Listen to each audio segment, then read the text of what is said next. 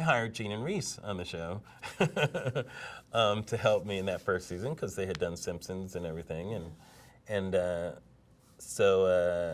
Steve had done The Critic, was one of the shows he had worked on, which was a short-lived show, but got some good critical reviews and stuff like that.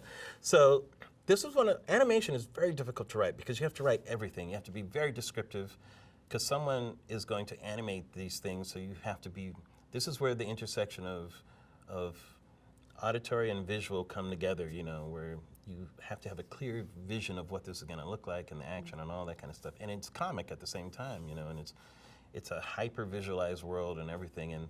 But inventing all of that was so much fun, and figuring what it looked like, even from what the characters are going to look like and sound like and all that kind of stuff was just amazing. The writer's room was one of the funniest writer's room. I put that up there within Living Color as two of the funniest writing rooms I've ever been in. We had some very funny people in that room. What do you look for in terms of hiring? Well, that's a very good question. God, it's hard to know at the time, but I mean, well, we were doing a satire of the projects, basically. So it was something that hadn't quite been done, you know.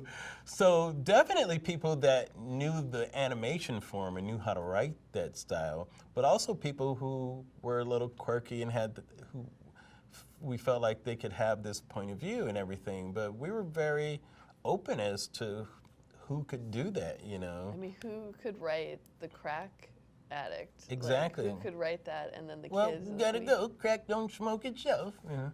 So for me, once again, I'm interested in people that can write behavior, you know, and write that in their jokes and that type of stuff, and observation, you know, and be clever at the same time. But we were proud that we had so many different types on that show. We had a writer who was like a born-again Christian. We had a writer who was an observant Orthodox Jew. We had a gay writer. We had black female writers. We had black male. We had white writers. We had, you know, so many different types in that room from different experiences and worldviews. And women and men, too. Absolutely, women and men, you know.